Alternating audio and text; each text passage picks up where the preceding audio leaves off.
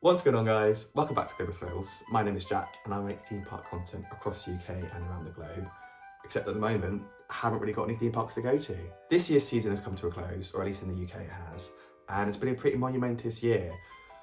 We've had rides opening, park changes across the whole of the UK, but specifically, most of those changes have taken place in Merlin-owned parks. For those of you who don't know, Merlin is the biggest theme park operator in the UK and one of the biggest across the world.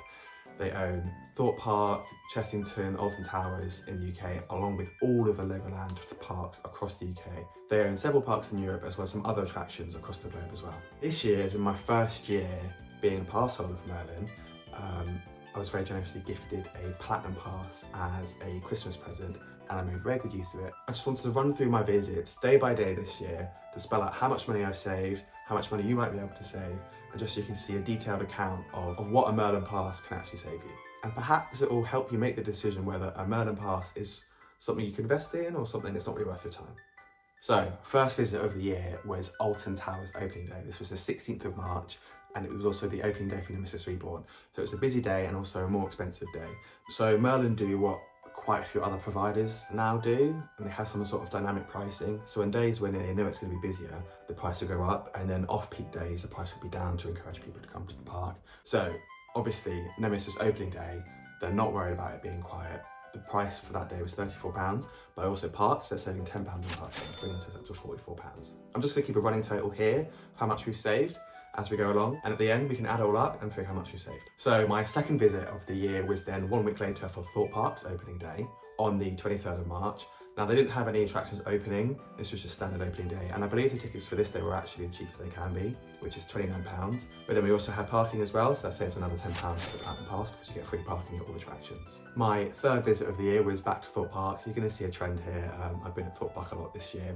But again, this was an off-peak day. It was the 21st of April, which I think is a Sunday, and it was £29 for the park entry for standard admission. Didn't park this time, so I can't include that in the saving as I took public transport to get to the park. Visit number 4, we're back at Thorpe Park again, and it is the 24th of May, and if you know that date, you're an enthusiast. If you don't know that date, it's the day that Hyperia opened at Thorpe Park. If I remember correctly, day tickets for that day, because I bought a ticket for my partner Ryan, was £36 for the day, and then parking again was £10, so added to the total. Even if I didn't have a pass, I would have been there. Well worth the money and well worth the 4-hour queue. On the 5th of July, I went again with friends to Thorpe Park. Aiming to ride Hyperia, ended up not getting on it because that was when it had just closed the day after it had opened for 3 weeks. So we didn't get on that. So the tickets were off peak again, so it's £29 for entry, and again, it would have been £10 for parking as well. And my 6th visit to a Merlin attraction, again, it's Thorpe Park. This was on the 16th of August, and it was literally just a couple of hours after work on a Friday one day. I was going to see my friends who live near Thorpe Park, so I thought I'll leave work early, go get a ride on Hyperia because I haven't ridden it for 4 months and I only rode it 3 times on opening day. So literally went and did that with my Merlin pass. That's something you can really easily do. I think it was literally the day of. I just made a booking and then took the train there, had one ride on Hyperia, and then my friends picked me up from the park, and then I had the weekend with them following that. So again, I took public transport to the park, so I can't count parking, but admission would have been £29 on that day. I visited for a second time in April as Thorpe Park were running their summer event. So on the 24th and 31st of August, they were doing a late night event, but they stayed open until 9 o'clock. We went on the 31st. Again, I believe admission was £29, parking was £10. But I guess you get more bang for your buck on that day because the park hours were from 10 until 9, so that's really good hours. Then we came into spooky season, which has literally just happened. So my first visit was on the 20th of October with my friend Miranda. The video is already up on this channel if you'd like to go take a look. To be fair, I think for pretty much every single visit, I made a video, so if you want to go check out what I was doing on these days, you can do. It was just the 2 of us. I picked Miranda up from the station, and again, parking was £10. Admission would have been £44 on this day because, as I was saying, peak, non-peak, Halloween is where they make all their money, so the admission price goes up. It was very busy. I'm sure they're making their money in October. I'm not going to include discounts on mazes yet. We'll come on to discounts in a bit. I'm just doing admission and parking at the moment because those are flat out savings, whereas other stuff like discounts, we'll get onto that later. And then there's another visit for Friday nights, the weekend after, on the 27th. Even busier, same price, £44 for admission, £10 for parking. So pretty big savings in October just for those 2 visits. And we have our total here, which is £376. So the savings just for myself in admission and car parking fees is £376. So The Platinum Pass would have been £240 to buy myself, so already I've made money back from Merlin, so definitely worth it. But that's not even it, there's still more savings to come. Now I'm going to talk about all the discounts you get. So each pass has a different level of discount. With the Platinum Pass, you get 20% discount on lots of things like merch, the Thorpe food stores, or maze tickets for Fright Nights. Some of these are a little bit more approximate, but I do have a pretty good memory of what I've spent at Thorpe Park during the year. I've gone through my bank statements to try and find everything. I spent £36 on merch, so that was pretty much just on Hyperia's opening day. I got a cap and a teddy bear. Sweets is another easy one. I know exactly how many tubs of sweets I got from Sweet Easy, which is 3, so that should have been £24. And then other food, I spent around £40, so Tacateria, the fish and chip stand, all of those ones that are owned by Thorpe, you can get a discount at. You can't get a discount on ones like KFC and Burger King. The mazes that I did at Fright Nights would have cost £40, so I think it was 5 mazes at £8 each, because we were doing most of them between 3 and 6 p.m. If you did them after 6 p.m, they're £10 each. Then I also got a free Coke Freestyle Cup, which would have been £50, but you get a voucher with your Merlin Platinum Pass, which lets you redeem it and get a free refills for the day. So all of that together would have been £145. So this is kind of stuff that you can't help but buy in the parks. You know, you need the mazes for Fright Nights. Sometimes you need drinks, food. You want to get a bucket pick and mix from Sweet Easy. So these are things that, if I didn't have the Platinum Pass, I would have spent 145 quid. However, because I do have the Platinum Pass, I get the Freestyle Cup for free and I get 20% discount on everything else, which gives me further savings of 43 quid. I want to add that to our total. So that brings my personal savings with the Platinum Pass up to £419 over the year, which is pretty good going. But that's not it. As a pass holder, you also get other perks, which can help your friends and family save money as well. So I'm pretty sure every single pass holder is able to get tickets for friends and family visiting with them at 25% off the online price.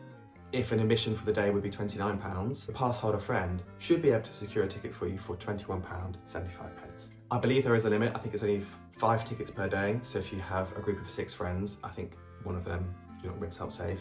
But I didn't actually quite hit that limit. I only ever had 5 friends with me at one point. So on the 21st of April, I had 4 friends with me and saved them 25% off on everything. The admission was £29, so they actually only paid £21.75. That's 4 savings there of £7.25. You know, it's not much, but it all adds up. On the 5th of June, I did the same, but with only 2 friends this time. And then on the 31st of August, again, I did the same, but only for 1 friend that time. So over the year, I managed to save 7 friends discount on their tickets, which would have been £29. But I also then managed to help my friends save at Fright Nights. So my friend Miranda that I went with on the first night, and my 5 friends that I went with on the 27th, I managed to save them all 25% off. However, because the tickets were 44 quid originally, they paid 33, so a saving of £11 each. Again, pretty good savings for your friends. But that is not it. As a Platinum Pass holder, you were also given vouchers for £19 admissions. So no matter what the ticket price is, you can use this voucher, get your friend a ticket for £19, no matter what the admission price is. Knowing this, I didn't want to use it on days where it was cheap admission, £29. I made sure to use it on days when it was expensive. So I got Ryan his admission on Hyperia's opening day, again, which would have been £36, so he only paid 19. And then when it came to Fright Nights, I also let my 2 other friends use these £90 vouchers, so they paid £19 instead of 44, which is a huge saving for them. That's over 50%. So in total, that should mean that I saved my friends and family £191 on theme park tickets this year, which gives me a grand total of £610 saved for myself and for my friends and family. So when the Platinum Pass is only £240, it's well worth the price. With my Platinum Pass, I also got a couple of things which I didn't use during the year, but you might make use of them. So for the Coke Freestyle Cup that I got for free, you also get 2 days of free refills, which should cost £9 each. I didn't use them, just because I kept forgetting the voucher, or then when I remembered to bring the voucher, I forgot the Freestyle Cup and I didn't want to buy another one. You also get 6 vouchers for £5 off Fast Tracks. Again, I didn't use these. I tried to use them once for Hyperia Fast Tracks, but they weren't valid. They're only valid for the other big coasters like Swarm, Soar, Stealth, whatever. But you can't use it for Hyperia.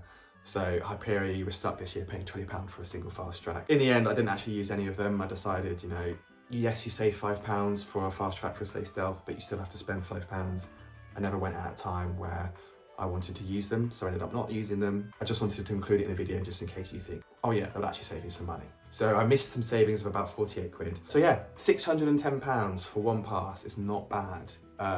I believe they're also having a Black Friday sale, so if you are not currently a pass holder, you can buy your first pass without the sign-up fee. I think the sign-up fee is something like 40 quid.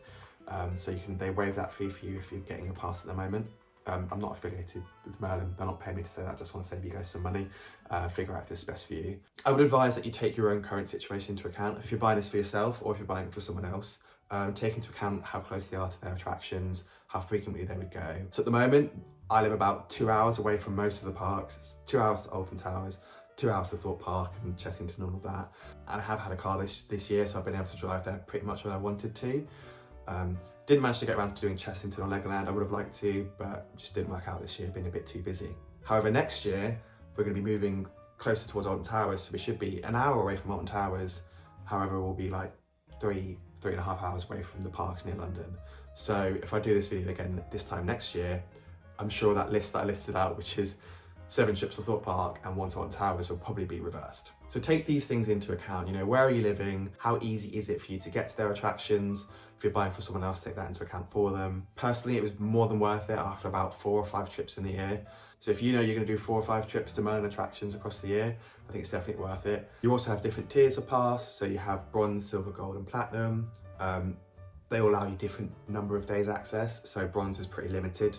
You can only really go on off-peak weekdays and some weekends. Whereas platinum, you can go pretty much every single day they're open, unless it's like a private event or something, which they've done. To be honest, I'm pretty sure I did need the platinum pass for one of my visits this year.